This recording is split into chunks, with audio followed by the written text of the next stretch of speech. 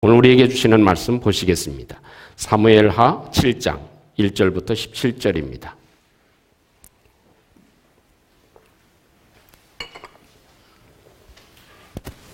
사무엘하 강해 다시 진행합니다. 오늘 말씀 사무엘하 7장 1절부터 17절 말씀까지 조금 길지만 한 절씩 마음에 담고 우리 함께 교독하도록 하겠습니다.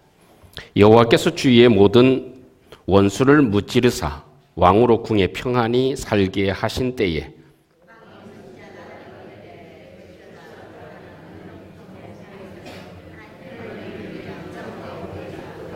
나단이 왕께 아뢰되 여호와께서 왕과 함께 계시니 마음에 있는 모든 것을 행하소서 하니라.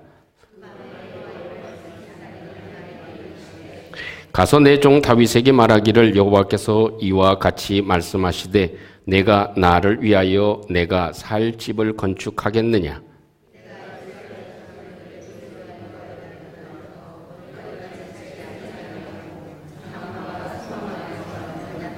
이스라엘 자손과 더불어 다니는 모든 곳에서 내가 내 백성 이스라엘을 먹이라고 명령한 이스라엘 어느 지파들 가운데 하나에게 내가 말하기를 너희가 어찌하여 나를 위하여 백향목 집을 건축하지 아니하였느냐고 말하였느냐.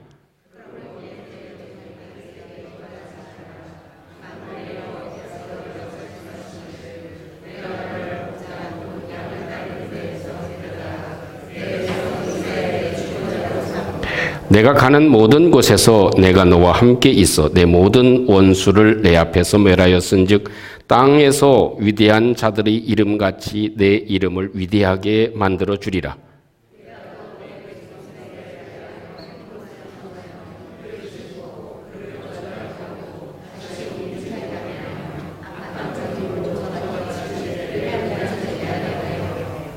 전에 내가 사사에게 명령하여 내 백성 이스라엘을 다스리던 때와 같지 아니하게 하고 너를 모든 원수에게서 벗어나 편히 쉬게 하리라.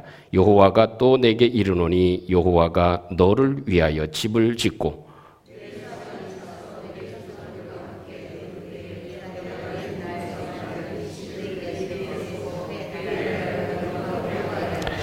그는 내 이름을 위하여 집을 건축할 것이요 나는 그의 나라 왕위를 영원히 견고하게 하리라.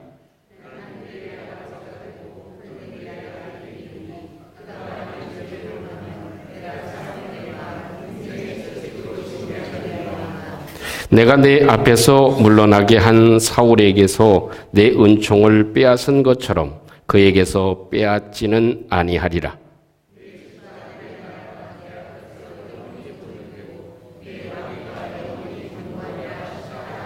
다 같이 나단이 이 모든 말씀들과 이 모든 계시대로 다윗에게 말하니라.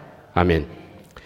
사무엘하 강해 다시 시작합니다. 40번째 시간을 맞이하는데 오늘 이 본문의 말씀은 잘 아는 말씀입니다. 우리 함께 마음에 담고 같이 한번 따라 보겠습니다. 마음의 작은 움직임이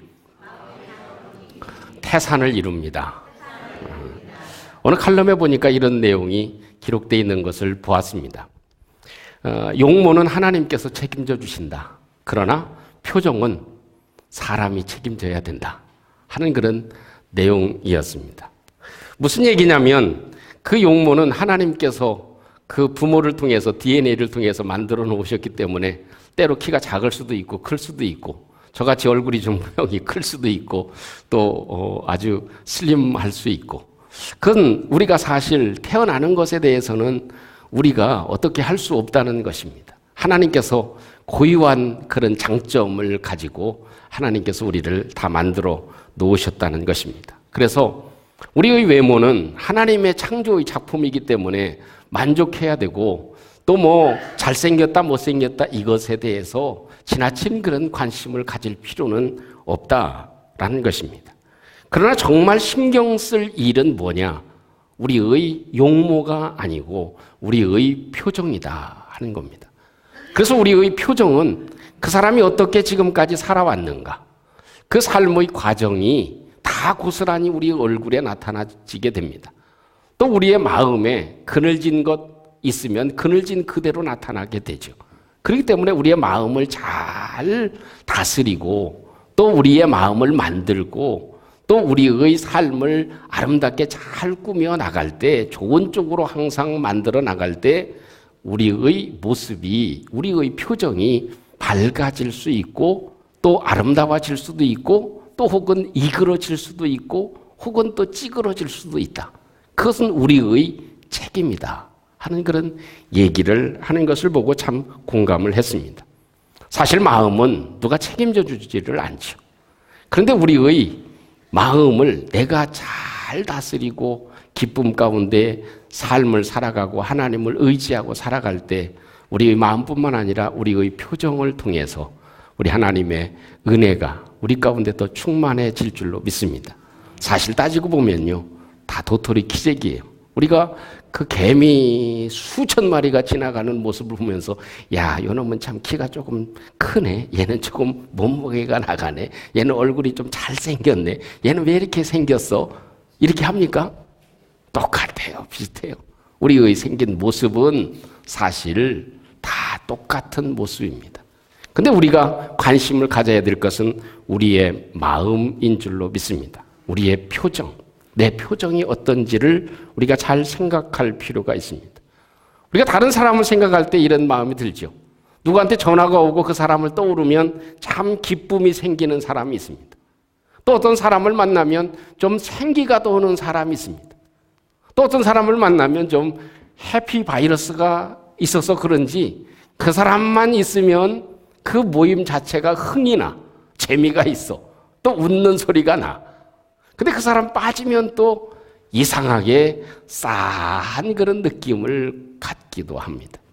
또 어떤 사람은 그 전화를 받거나 생각하면 아, 무슨 일이 있어서 또 부탁할 일이 있어서 전화했는가 보다. 걱정되는 사람이 있기도 합니다. 또 피하고 싶은 사람이 있기도 하죠. 또 만나면 또 힘이 되고 위로가 되는 사람도 있습니다. 참 다윗을 보면 어떤 생각이 드나요? 저절로 얼굴에 미소가 띄어지죠. 이야, 다윗 생각하면 참 기분이 좋아집니다. 또 다윗을 보면 야, 다윗이 이런 것도 이기고 나갔는데 좀 힘과 용기도 생기게 됩니다. 또 심지어는 성경을 보면서 야, 그래, 다윗이야말로 정말 잘했다, 박수를 쳐주고 싶고 좀 한번 어른이긴 하지만 안아드리고 싶고 박수를 쳐드리고 싶은 그런 마음이 생기는 것이 다윗이라는 마음을 가지게 됩니다. 여러분, 하나님도 얼마나 다윗의 말을 듣고 그 마음을 아시고 그 하나님이 얼마나 기뻐하셨던지 상상할 수 없는 보따리를 하나님이 다윗에게 풀어놓으시는 장면, 다윗의 마음이 얼마나 이쁘시고 좋았던지, 그 기특한 마음, 다윗이 잘생기고 못생기고가 문제가 아니고 그 키가 문제가 아니고 그 마음이 얼마나 기특하고 좋았던지 하나님께서 지금까지 풀어놓지 않았던 그 축복의 보따리를 쫙 풀어놓고 있는 장면이 우리가 읽은 장면입니다. 그래서 제목을 삼은 것이 마음의 작은 움직임이 아주 큰 태산을 이룬다. 그래서 우리의 마음에 좋은 것들을 우리가 담게 될 때 그것이 하나님께 상달되고 하나님은 우리에게 다윗에게 주셨던 축복처럼 하나님이 보따리를 풀어주시는 은혜가 있기를 주님의 이름으로 축원합니다. 그 마음을 함께 더듬어 봄으로 인해서 우리 삶에도 다윗처럼 하나님의 부욕해 하시는 은혜가 있기를 원합니다. 먼저 볼 수 있는 것은 1절과 2절 말씀을 통해 보면 마음에 신앙의 감동이 빨랐다 하는 것입니다. 이 다윗의 모습을 보면 마음에 신앙의 감동이 빨랐다 하는 거죠. 1절을 한번 보시지요. 같이 한번 읽어보겠습니다. 시작. 여호와께서 주위의 모든 원수를 무찌르사 왕으로 궁에 평안히 살게 하신 때에. 아멘. 다윗이 어느 날 문득 이렇게 보니까 아시는 대로 이 이스라엘 나라 자체가 이 강대국에 쌓여져 있잖아요. 그죠? 그래서 물론 지중해, 이 서쪽에는 지중해가 있지만 북쪽에는 수시로 내려오는 그 아람 사람들이 수시로 내려옵니다. 시리아 그 위쪽으로 보면 나라가 얼마나 큰 강성한 나라들이 있습니까? 또 남쪽으로는 어느 나라? 이 애굽, 이집트가 자리를 잡고 있습니다. 그 당시 최고의 그런 강성한 나라입니다.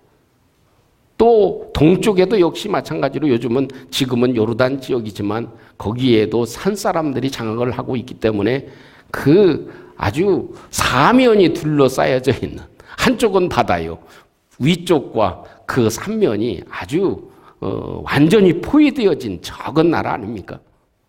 그런데에도 다윗이 왕이 된 이후에 쭉 살펴보니까 그 강대한 나라들이 힘을 못 써. 다 잠잠하게 만드셨어. 누구 하나 건들지 못하도록 아주 평안하게 됐어. 그러니까 다윗이 정신을 차리고 가만히 생각해 보니까, 이야, 우리가 꼼짝없이 이 샌드위치처럼 다 포위되어져 있는 이 상황인데 참 평안하다. 다 원수들, 대적들, 그 강대한 나라들이 힘을 못 쓰네. 우리를 건들지를 못하네. 이런 마음이 든 겁니다. 또 자신을 보니까 어때요?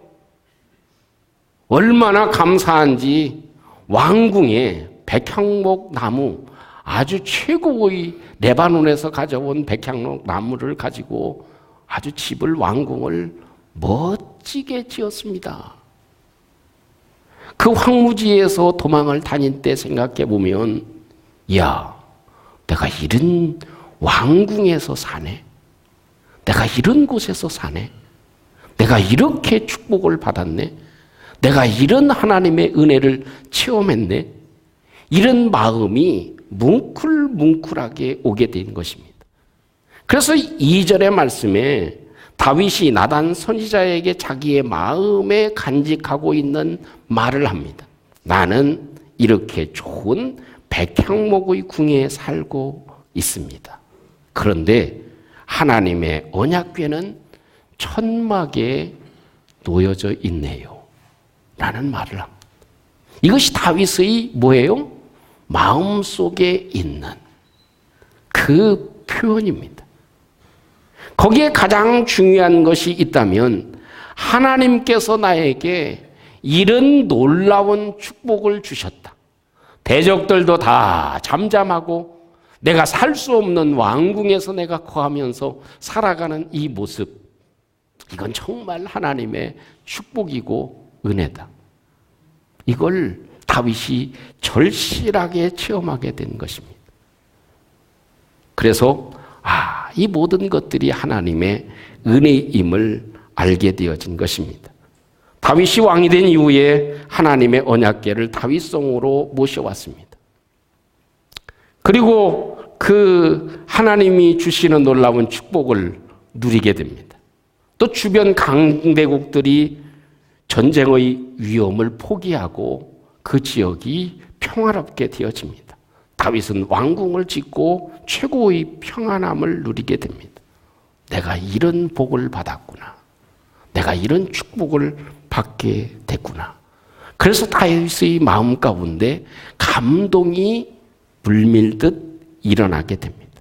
하나님의 은혜로 이렇게 좋은 집, 이렇게 평안한 때를 내가 살고 있다 하는 것을 기억하고 다윗이 감사함을 하나님께 드리는 것, 이것이 다윗의 마음이었다 하는 것입니다. 때로는요, 우리는 안 좋은 일이 있고 힘든 일이 있을 때 하나님을 찾기를 더 잘하죠. 그죠? 좀 좋은 일이 있고 평안하고 기쁜 일이 있고 복을 받으면 그게 자연스러운 일로 생각하기가 참 쉽습니다. 자, 무슨 얘기냐면요, 이 누가복음 5장에 가보면 베드로가 밤새도록 물고기를 잡으려고 애를 썼지만 피레미 한 마리 새끼도 못 잡습니다. 꽝 쳤습니다. 근데 주님이 말씀을 하시죠. 야, 저 깊은 데로 가서 그물을 내려라. 그럽니다. 그러니까 베드로가 뭐라고 얘기합니까?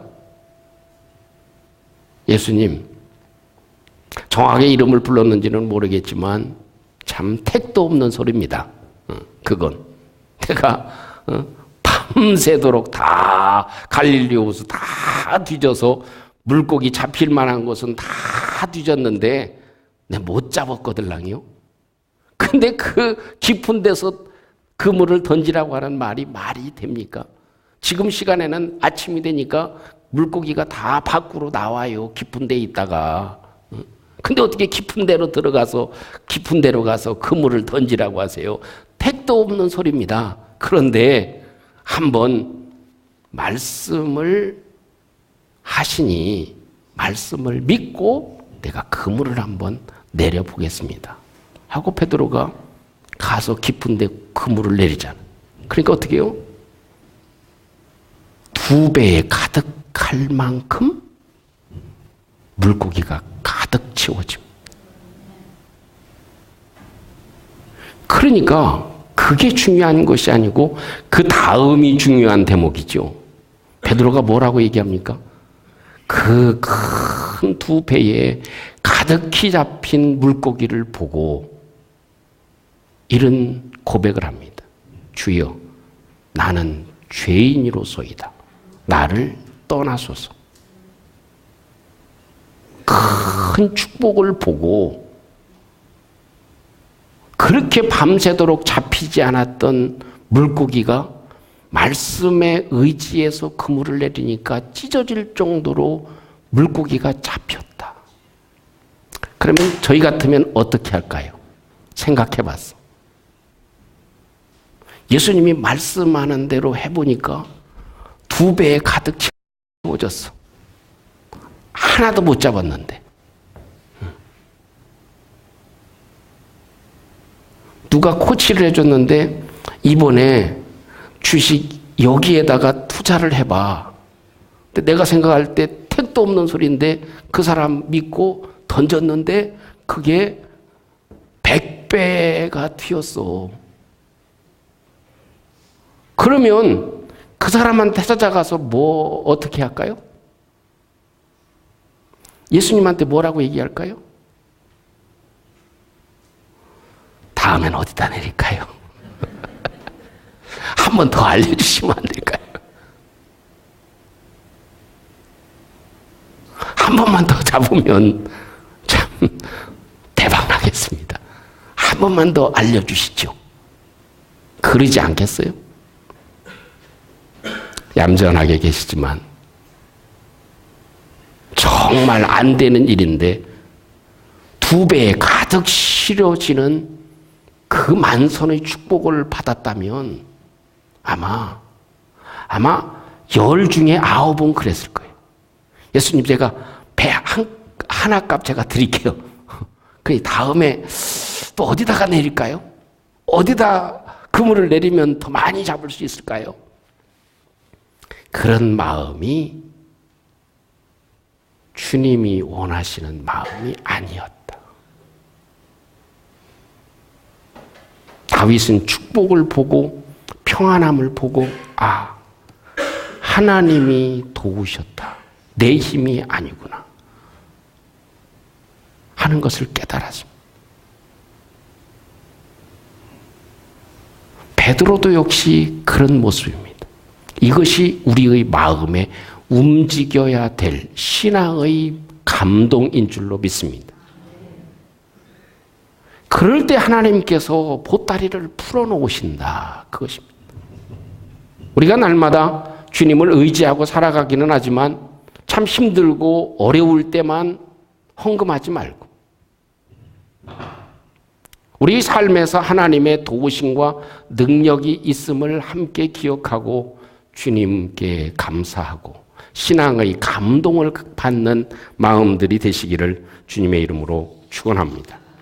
또 한 가지 볼 수 있는 것은 이 다윗이 이런 고백을 할 수 있고 마음의 움직임을 얻을 수 있었던 것은 힘든 기간도 하나님의 은혜였음을 깨닫는 고백입니다. 이렇게 1절에 고백할 수 있었던 것은 다윗이 지나온 모든 날들을 한번 쭉 살펴본 거죠. 그 결과 하나님의 도우심이었다 하는 것을 하나님께 고백하는 마음을 갖는 것입니다. 따라해 보겠습니다.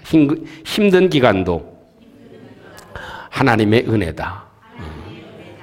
힘든 기간이지만 그 힘든 기간도 하나님의 은혜였구나 하는 것을 깨닫게 되는 마음입니다.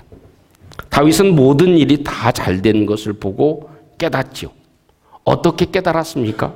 추측해보면 사울 왕에게 쫓긴 일은 억울한 일을 당한 사람들이 생기지 않게 하기 위함이었다. 내가 나라를 다스리면서 그 억울한 일을 당하는 사람이 없도록 해라 하는 일을 체험하기 위한 것이죠. 또한 그 쫓겨다니면서도 하나님께서 나의 생명을 주관하시고 지켜주심을 기억하고 하나님은 내 생명을 지켜주시고 생명은 하나님의 손에 있다 하는 것을 알게 하는 것이었습니다. 광야에서 헤맬 때 하나님은 은밀한 보호처임을 알게 하셨습니다.